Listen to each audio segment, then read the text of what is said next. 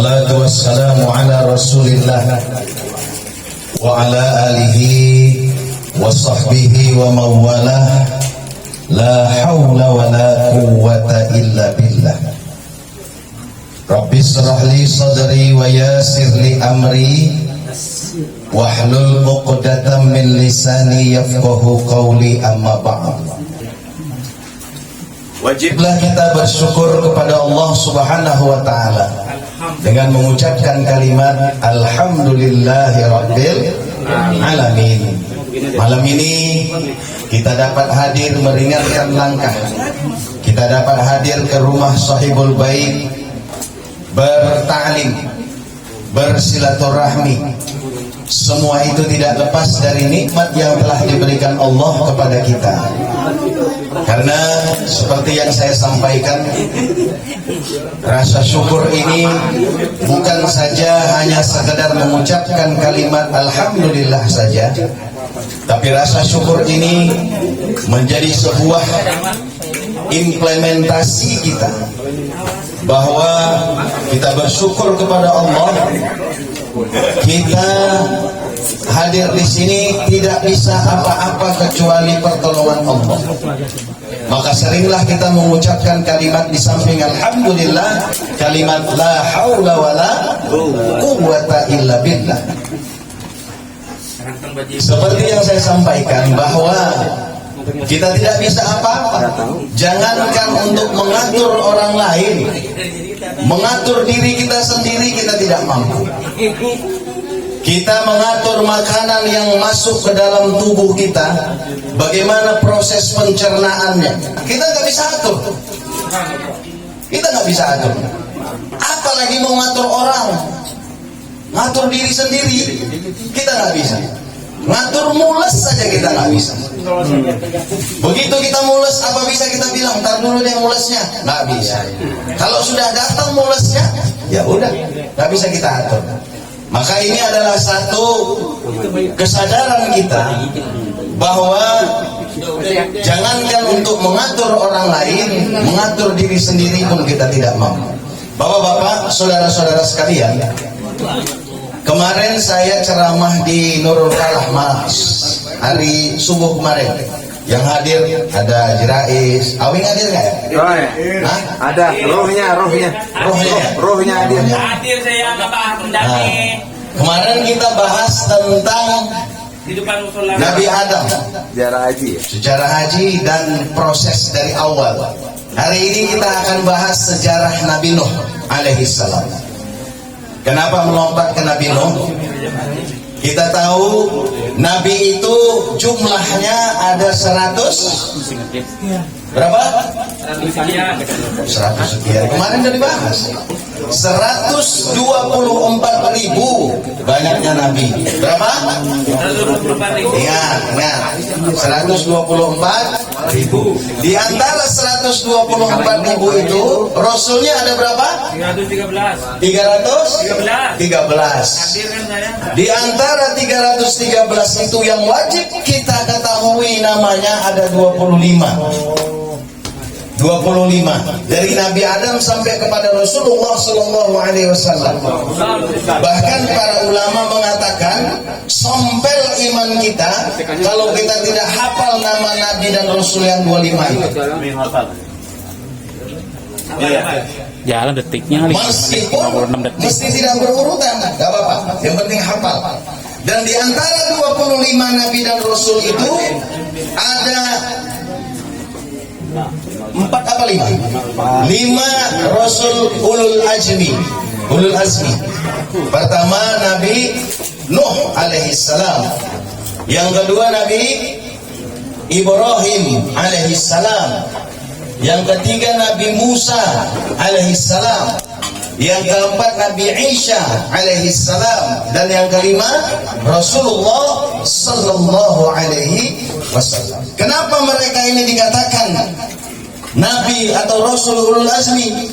Karena mereka ini mempunyai tantangan yang luar biasa, yang lebih daripada Rasul-Rasul yang lain. Nah, di antara 5 tadi ada namanya Nabi Nuh alaihissalam. Nabi Adam ke Nabi Nuh jarak waktunya sekitar 10 abad. Berarti berapa tahun itu? 1000 tahun lamanya. Dan Nabi Nuh adalah Rasul yang pertama. Bukan Nabi Adam Rasul pertama. Nabi Nuh adalah Rasul pertama. Kenapa demikian? Dari Nabi Adam sampai ke Nabi Idris, ada lagi namanya Nabi Sid. Nabi Sid, Nabi Idris atau Rasul atau Nabi Idris tadi sampai kepada Nabi Nuh, tidak ada manusia yang kafir, tidak ada manusia yang syirik. Semuanya beriman kepada Allah, dari mulai Nabi Adam sampai kepada Nabi Nuh alaihissalam. Tapi kalau yang maksiat banyak, yang membunuh ada, kita tahu seperti anak Nabi Adam, siapa namanya?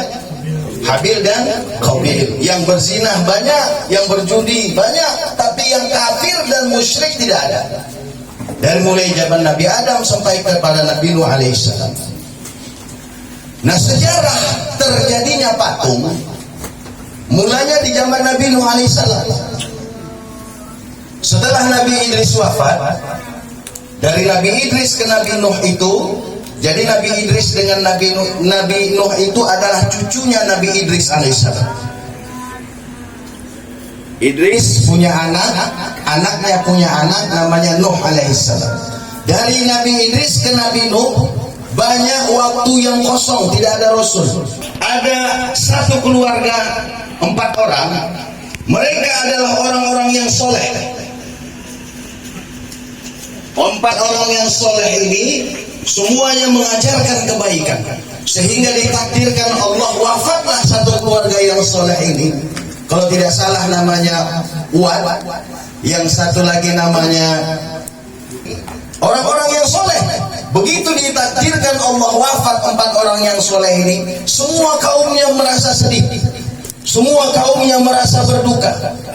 Lalu disitulah masuk syaitan atau iblis, mengatakan kepada kaum-kaum yang sedih tadi, yang kehilangan 4 orang yang soleh ini, bagaimana kalau kita buat patung mereka untuk mengenang jasa-jasa mereka, untuk mengenang kesolehan mereka.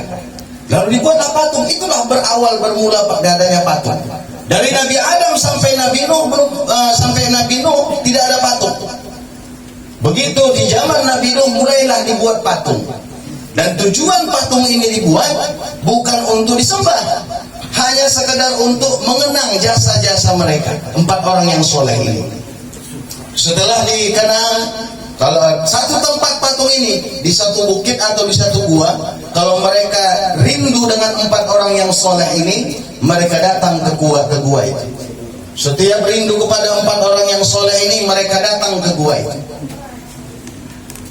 Meninggal satu generasi yang membuat patung pertama, masuk generasi kedua, anak-anak mereka. Nah, anak-anak mereka ini mulailah iblis masuk lagi. Ngapain kalian capek-capek ke gua itu, kata iblis. Menjelma iblis ini dari berupa orang yang soleh juga. Katanya, sudah dibuat aja lagi yang lain, yang mirip seperti patung-patung ini, supaya mereka ada di rumah-rumah kalian. Patung ini. Nah, di rumah-rumah kalian, untuk kalian kenang. Lalu dibuatlah patung banyak-banyak. Rupanya ini ada juga orang bisnismen di situ, jual-jualan patung. Dijual patung yang sama, mirip, jago mereka buat patung itu. Dibuat di rumah-rumah mereka.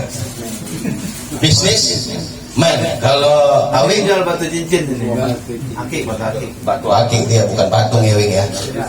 Nah, dibuatlah patung di rumah, sehingga di kaum itu tidak ada rumah yang tidak ada patung. Tujuannya untuk mengenang juga. Generasi ketiga datang lagi iblis. Akhirnya sampai terus beberapa generasi, sampailah patung itu dibuat untuk sesembahan. Itulah asal muasal terjadinya kekafiran dan kesyirikan. Sehingga Allah utuslah Nabi Nuh alaihissalam. Nabi Nuh ini umurnya, satu riwayat mengatakan 950 tahun, di riwayat yang lain 1700 tahun. Karena di riwayat yang lain mengatakan bahwa Nabi Nuh ini berdakwah selama 950 tahun. Padahal dia diangkat menjadi Rasul berusia 480 tahun. Diangkat menjadi Rasul. Nah bapak-bapak, saudara-saudara sekalian, ini ngobrol aja, cerita aja nih ya. Sampailah kepada Nabi Nuh alaihissalam, semua kaum tidak ada lagi yang beriman. Satu pun tidak ada lagi yang beriman. Hanya beberapa orang yang pengikut Nabi Nuh yang 80 orang tadi. Kemudian setiap Nabi Nuh berdakwah, mereka lempar. Setiap Nabi Nuh berdakwah, mereka tutup kuping-kuping mereka. Makanya Nabi Nuh ini dikatakan Nabi atau Rasul Ulul Azmi. Dia beda dengan Rasul-Rasul yang lain. Kalau Rasul yang lain berdakwah siang saja, malam ibadah. Siang berdakwah, malam ibadah. Tapi kalau Nabi Nuh berdakwah laila wan nahar, siang dan malam berdakwah. Siang malam berdakwah selama 800 tahun lamanya. Sampai-sampai cuma 800 tahun itu pengikutnya hanya 80 orang. Saya yakin kalau Ustadz Fahmi ceramah selama 50 tahun pengikut cuma 2 orang, berhenti kali ceramah. Berhenti. Nabi Nuh 80 orang hanya 800 tahun hanya 80 orang. Masya Allah. Berhenti aja kalau 2 orang mending berdagang aja. Sampai pada suatu hari Nabi Nuh ini meminta kepada Allah, ya Allah, kalau begininya ulah-ulah kaum ini, musnahkan saja ya Allah. Saya khawatir anak dan keturunan mereka juga akan sama. Lalu didengar Allah lah doa Nabi Nuh ini. Apa kata Nabi Nuh? Apa kata Allah? Diutuslah malaikat Jibril supaya Nabi Nuh membuat kapal. Nabi Nuh tidak bertanya untuk apa kapal, untuk apa membuat kapal. Tidak tanya. Kalau sudah Allah yang perintahkan, buat. Dari mana kayunya ya Allah? Dari pohon. Pohonnya di mana ya Allah? Tanam dulu. Nabi Nuh nanam pohon itu 100 tahun namanya. Jadi begitu suatu cobaan datang, begitu perintah datang, begitu apapun yang diperintahkan Allah, pertama Nabi Nuh tidak bertanya kenapa. Yang kedua bahwa tidak langsung 100 tahun nanam pohon. Kayak pohon jati ya. Rupanya menurut suatu cerita, kayunya itu kayu jati. Dan pernah diperiksa, sudah diketemukan itu kapal Nabi Nuh. Kayunya itu kayu jati dari Surabaya. Jepara ya? Jepara. Sudah ditemukan, sudah diteliti. Iya, ya nantinya orang Madura lagi. Tapi wallahu alam, tapi begitu para ahli meneliti kayu kapal Nabi Nuh itu, ternyata kayu jati dari Jepara. Wallahu a'lamu bishawab.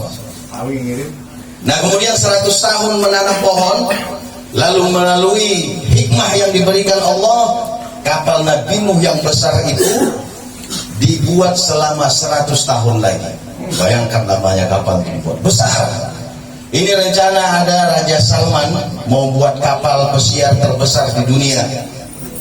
Berapa meter? 500 meter panjangnya. Saya udah lihat, ternyata kapal Nabi Nuh lebih besar lagi dari kapal yang akan dibuat Raja Muhammad bin Salman tersebut. Saya punya keyakinan kenapa kapal Nabi Nuh sebesar itu. Rupanya Nabi Nuh itu memang badannya besar dan kaumnya itu. Saya pernah cerita bahwa Nabi Adam besar badannya, lebar badannya kata Rasulullah 40 hasta. 80 hasta. Lebar badan Nabi Adam. 80 hasta. Jika di zaman Rasulullah 1 hasta itu setengah meter, berarti lebar Nabi Adam 40 meter lebar badan. Dari mana ke mana itu ya? Lebar badan Nabi Adam. Tingginya ya dikalikan aja. Berarti dari Nabi Adam sampai ke Nabi Nuh itu ada 9 generasi. Anak Nabi Adam, cucu Nabi Adam, cicit Nabi Adam, dan seterusnya sampai kepada Nabi Nuh, itu 9 generasi jauhnya. Dan per generasi rata-rata 900 tahun lamanya. Bayangkan namanya itu. Karena Nabi Nuh saja umurnya 950 tahun. Kalau rata-rata 1000 tahun dari Nabi Adam sampai ke Nabi Nuh, berapa ribu tahun itu jauhnya. Begitulah antara perjalanan. Jadi bapak-bapak, saudara-saudara sekalian, kita cerita Nabi Nuh kembali. Nah, setelah jadilah kapal ini, semakin gencar kaum Nabi Nuh ini. Oh, Nabi Nuh sudah gila. Begitu dakwahnya tidak diterima, dia buat kapal di atas bukit lagi. Sungai tidak ada, laut tidak ada, pantai jauh, malah disuruh buat kapal atau membuat kapal di atas bukit, di atas bukit, di atas gunung. Semakinlah dibuat Nabi Nuh orang gila, kata kaumnya. Sehingga saking keselnya nih kaum, begitu kapal itu sebentar lagi selesai, semua orang setiap mau buang air besar ke kapal Nabi Nuh. Semua kaum itu mau buang air besar, mau buang air kecil ke kapal Nabi Nuh. Sampai itu kapal yang begitu besar penuh dengan kotoran-kotoran manusia, penuh sepenuh-penuhnya. Beginilah ternyata Allah punya kuasa. Pada suatu hari dibuat Allah lah kaum itu punya penyakit yang namanya penyakit kulit. Penyakit kulit, bisul dan sebagainya, bernanah, dan semuanya sampai bayi yang lahir pun sama penyakitnya. Dengan izin Allah pada suatu hari datanglah orang mau buang air besar di kapal itu. Begitu dia habis BAB, kepleset, jublah, berenang dia di kotoran itu. Apa. Begitu dia berenang, nggak sadar nih. Dengan paniknya dia keluar dari kapal yang tempat dia berenang tadi, kotoran, belum sadar dia. Begitu dibersihkannya badannya, sehat kulitnya, kinclong lagi. Akhirnya dia teriaklah sama semua kaum, kaumku, aku sembuh. Di mana berobat? Mereka sudah puluhan tahun berobat dimanapun, sudah berobat. Tidak ada yang bisa menyembuhkan kecuali kotoran kapal Nabi, di kapal Nabi Nuh. Akhirnya setiap orang ke sana nyebur. Dengan izin Allah sehat, setiap nyebur sehat. Sampai kotoran itu nyusup, ada yang bawa ember, ada yang bawa timba, ada yang bawa rantang, ngambilin lagi, ngambil semua. Udah habis, tidak ada lagi kotoran, diambil air, disiram, disikat. Minimal airnya bisa buat obat. Bukan diminum, dimandiin. Dengan izin Allah bersih kembali kapal Nabi Nuh tadi. Setelah bersih semua, barulah datang badai. Datang badai satu persatu, pelan hujan yang begitu deras, badai yang begitu hebat. Semua mata air muncrat dari bumi, banyak sampai bumi mau ditenggelamkan. Nah, bapak-bapak, saudara-saudara sekalian, yang tidak beriman seperti istrinya Nabi Nuh, seperti anaknya yang bernama Kan'an. Nabi Nuh menurut suatu riwayat mempunyai 4 orang anak. Anak tertua namanya Kan'an, anak yang nomor 2 namanya Syam, anak ketiga namanya Yafik, anak keempat namanya Ham. Nama anak-anak Nabi Nuh ini.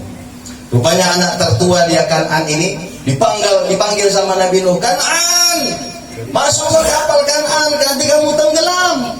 Tidak ayah, aku tidak mau naik kapal, aku mau ke atas bukit, ke atas gunung.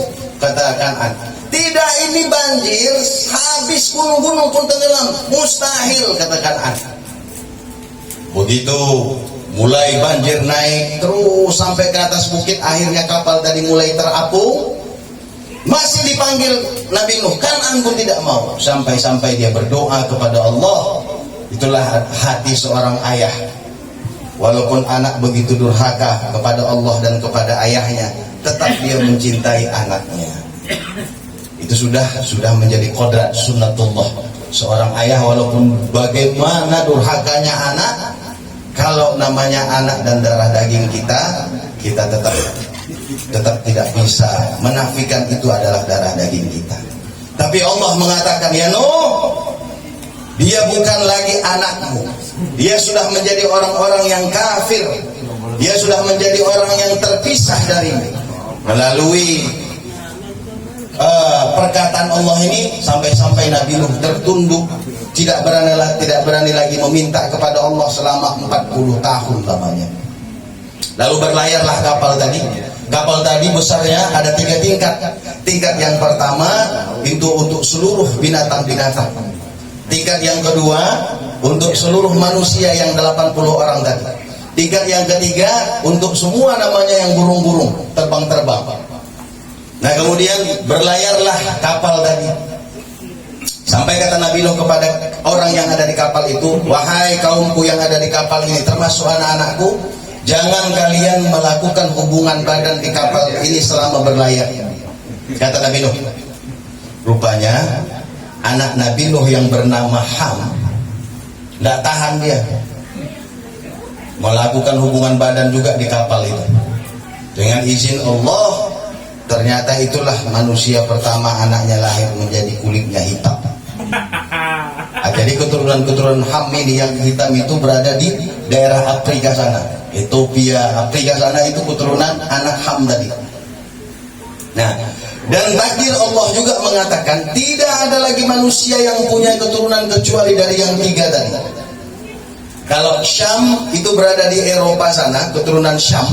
Kalau keturunan Ham berada di daerah Afrika. Kalau Yafid anak ketiga tadi berada di daerah Asia, yang hidungnya mancung ke dalam, yang kulitnya sawo mateng, itu keturunan-keturunan Yafid.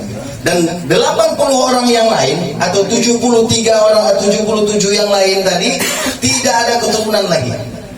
Jadi kita semua ini adalah keturunan anak Nabi Nuh. Terutama orang-orang Asia, kita ini keturunan dari Yafid kita ini. Nah Bapak-bapak, saudara-saudara sekalian, inti daripada cerita ini adalah, pertama, kita sebagai orang yang beragama Islam sedikit banyak harus tahu sejarah-sejarah Nabi. Dari mulai Nabi Adam sampai kepada Rasulullah SAW. Untuk apa kita mengetahui ini? Untuk menambah kecintaan dan keimanan kita kepada Rasul-Rasul. Bukan saja harus kita ketahui sejarah Rasulullah Muhammad SAW. Kita harus tahu juga sejarah-sejarah Nabi dari mulai Nabi Adam. Jangan sampai kita terkontaminasi bagaimana teori Darwin. Manusia berasal dari hemon. Katanya, padahal menurut hadis Rasulullah SAW, manusia tertampan di seluruh muka bumi ini adalah Nabi Adam alaihissalam. Bagaimana mungkin dari mulai merangkak Nabi Adam itu paling tampan? Dikumpulkan kegantengan seluruh manusia dari mulai Nabi Adam sampai hari kiamat, 50% gantengnya ada sama Nabi Adam. Bayangkan tuh gantengnya Nabi Adam. Kalah Nabi Yusuf, kalah Rasulullah SAW gantengnya Nabi Adam. Karena Allah sendiri yang ciptakan. Bahkan Nabi Adam itu nggak punya pusar, nggak ada pusarnya. Allah sendiri yang cetak bahasanya. Jadi manusia itu tidak tidak berasal dari monyet. Maka Nabi Nuh tadi mulailah berdakwah, berpencar sampai kepada kita zaman sekarang. Jadi yang perlu kita ketahui bahwa Rasul yang pertama menyampaikan dakwah tentang kemusyrikan yang pertama adalah Nabi Nuh. Kalau Nabi Adam, Nabi Idris, Nabi Sid, dan nabi-nabi yang lain sebelum Nabi Nuh tidak berdakwah tentang kemusyrikan. Hanya berdakwah bagaimana tata cara ibadah, bagaimana untuk memperbaiki orang yang durhaka, orang yang maksiat. Hanya itu orang-orang yang fasik. Belum ada orang yang musyrik, belum ada orang yang kafir semenjak dari Nabi Adam sampai ke Nabi Nuh. Begitu Nabi Nuh, mulailah awal muasal terbuatnya patung pertama, awal muasal orang melakukan kesyirikan pertama, awal muasal orang yang kafir pertama. Sehingga Nabi Nuh ini adalah Rasul yang pertama diutus oleh Allah untuk berdakwah mentauhidkan manusia pada masa itu. Ini saja dulu yang dapat saya sampaikan. Mudah-mudahan dapat bermanfaat buat bapak-bapak, saudara-saudara sekalian, wabil khusus pada diri saya sendiri. Usikum wa nafsi fi taqwallah. Wassalamualaikum warahmatullahi wabarakatuh.